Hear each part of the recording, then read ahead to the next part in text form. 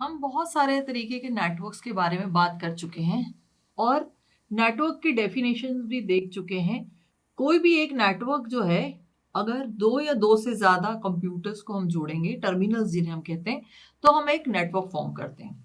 इस नेटवर्क को हम बहुत सारे स्पेसिफिकेशन के हिसाब से, उनकी स्पीड के हिसाब से हमने अलग अलग कैटेगरीज में बनाया है।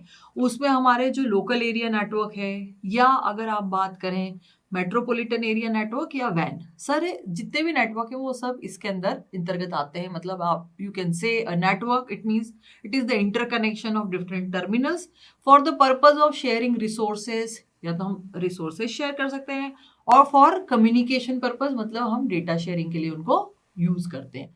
नाउ एज वी नो कि ये आज की सबसे बड़ी नीड है कि we must connect all the systems together to form a network, and whenever there is a interconnection between a network and a network, it means we need some other type of devices. हमें कुछ devices other than computer की requirement होगी।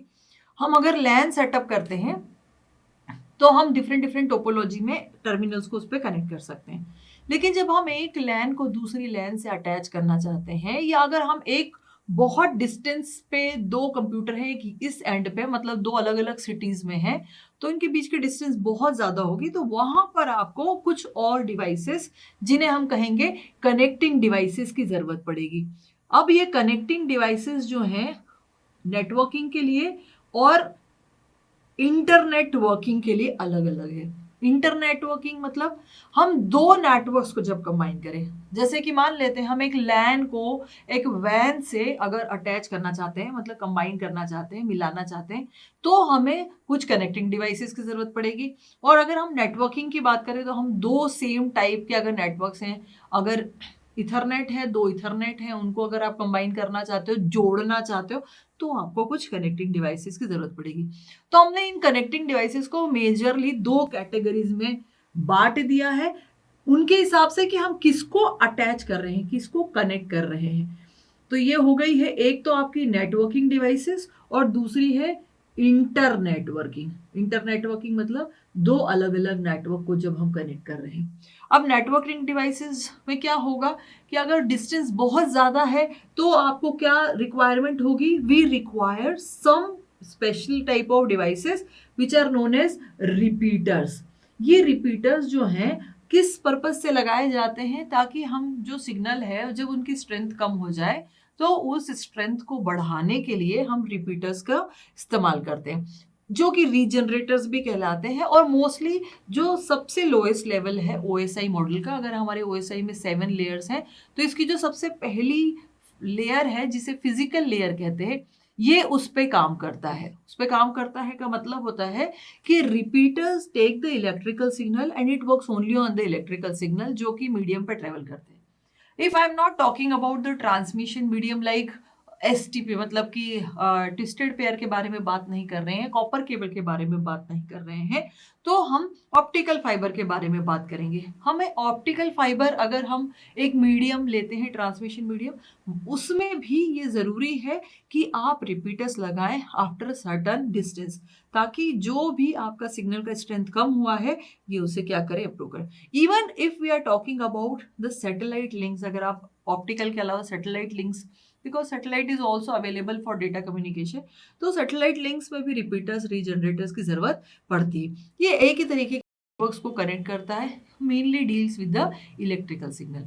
Now next come, यही networking में एक और तरीके का डिवाइस है जो कि फिर से काम करेगा दो नेटवर्क्स को ऐड करने या ज्वाइन करने के लिए।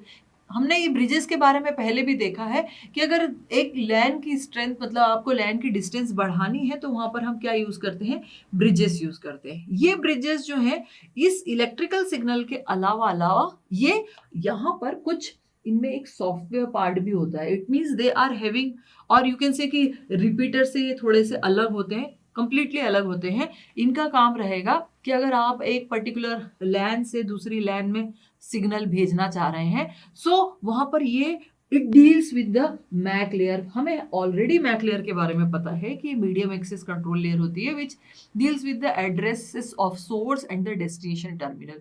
तो वो सारी इंफॉर्मेशन जो data link layer MAC layer के हेडर में ऐड करता है, दैट इंफॉर्मेशन ये ब्रिज उसको अंडरस्टैंड भी कर सकता है, उसको पढ़ भी सकता है, और उसी के हिसाब से जो भी पैकेट है उसको विद इन अ नेटवर्क या आउटसाइड द नेटवर्क भेजना है, वो डिसीजन भी ये ले सकता है। तो ये थोड़ा सा, अगर आप रिपीटर्स के कंपैरिजन में ब्रिजेस को देखें तो ये कंप्लीटली थोड़ा सा डिफरेंट है। क्यों? क्योंकि ये फिजिकल लेयर के अलावा जो ब्रिजेस हैं OSI की दोनों लेयर पे काम करते हैं, मतलब फिजिकल के साथ साथ डेटा लिंक लेयर पे भी ये काम करते हैं। ये तो हुई कि हम एक कंप्लीट नेटवर्किंग के बारे में बात करें। जब इंटर नेटवर्किंग मतलब अलग अलग टाइप के आपके नेटवर्क्स हैं और आप उन्हें ज्वाइन करना चाहते हैं, एक लैन स्टैंडर्ड पे काम करता है। अब लैन में भी बहुत से स्टैंडर्ड्स हैं, एक इथरनेट है, एक टोकन रिंग है, एक टोकन बस है। अगर आप वैन के बारे में बात करें तो X.25 है, फ्रेम रिले है, या अगर हम मैन के बारे में बात करें तो DQDB टाइप का स्टैंडर्ड है।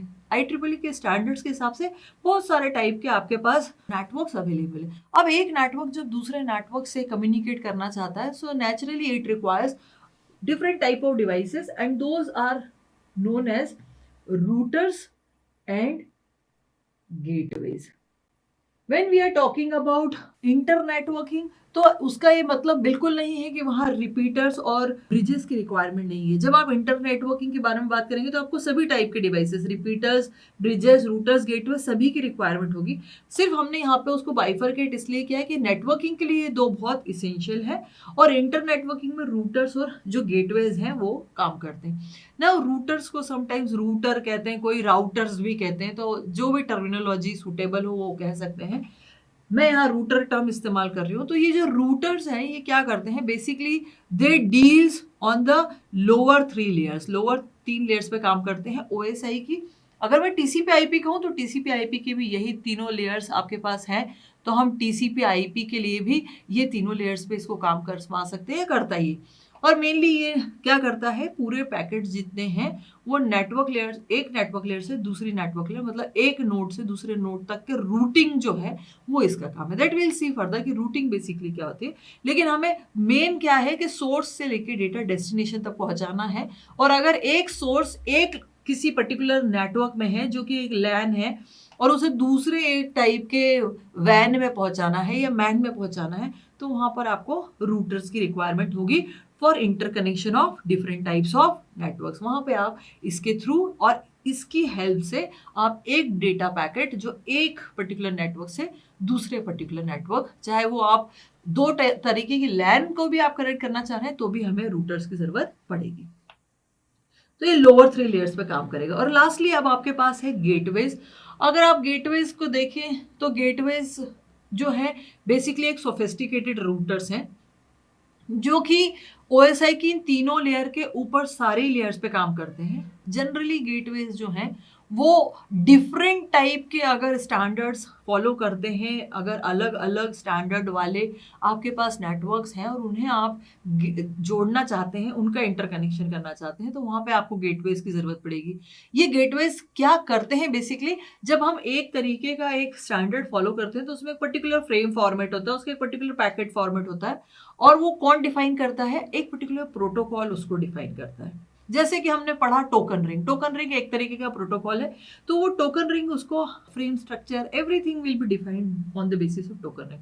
उसी के अदर अगर हम देखें कोई और नेटवर्क है, मान लेते इथरनेट है, उसका अपना फ्रेम स्ट्रक्चर है, उसके अपने प्रोटोकॉल्स हैं। उसके अलावा अगर आप X.25 को देख लें तो वो एक बहुत डिफरेंट टाइप का वैन स्टैंडर्ड है। बट वैन आपके पास है, दो लैन है, अब इन दोनों लैन्स को उस वैन से कनेक्ट करना है, दोनों अलग अलग। There you require gateways which are generally a sophisticated router, जो कि इन तीनों लेयर्स के ऊपर काम करता है, और sometimes it is also known as protocol converter. क्यों? क्योंकि अलग अलग प्रोटोकॉल में अलग अलग फ्रेम स्ट्रक्चर, अलग अलग तरीके का कम्युनिकेशन जो बेसिक्स बने हैं, रूल्स वो अलग अलग हैं, तो उनको कहीं ना कहीं आपको चेंज करना पड़ेगा। तो gateways work on that purpose. उनका जो पर्पस है वो ये है कि कम्युनिकेशन पॉसिबल कराए, चाहे प्रोटोकॉल अलग अलग हो तो भी, और अगर प्रोटोकॉल सेम हो तो राउटर से भी आपका काम चल जाएगा। तो गेटवेज जो है OSI की इन तीनों लेयर्स के ऊपर, मतलब सातों की सातों लेयर पे गेटवेज काम करते हैं और उनकी हेल्प से आप इंटरनेट वर्किंग पॉसिबल। यहाँ मैं एक टर्म क्लियर कर देना चाहूंगी कि आप अगर इंटर नेटवर्किंग के बारे में बात कर रहे हैं, so it is not the internet जिसके जो वर्ल्ड वाइड वेब है, ये है ये connection of all the nets. इसके जो स्टैंडर्ड्स हैं जो इसके लिए बनाए गए हैं, जिसमें TCP/IP प्रोटोकॉल, हम IP प्रोटोकॉल बेसिकली यूज करते हैं।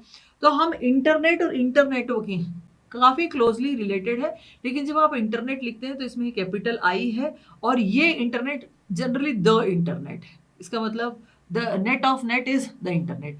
और हम जब ये इंटर नेटवर्किंग के बारे में बात कर रहे हैं, वो कहीं ना कहीं इस इंटरनेट का एक हिस्सा है, लेकिन वो कंप्लीट इंटरनेट नहीं है। ये नेटवर्किंग भी इस इंटरनेट का एक हिस्सा है, बट कंप्लीट इंटरनेट नहीं है। ये कंप्लीट इंटरनेट जो है इन सब का कॉम्बिनेशन मिला के और उसके ऊपर इसके प्रोटोकॉल्स जो है वो एस्टेब्लिश करके बनाया गया है। सो इसको लेके कभी कोई कंफ्यूजन ना हो, ये एक टर्म है जो हम वर्ल्ड वाइड यूज करते हैं, ये वर्ल्ड वाइड वेब है और इसके अंतर्गत ये सारी चीजें भी आ सकती हैं। So this is all about the connecting devices which are necessary for networking and for internet.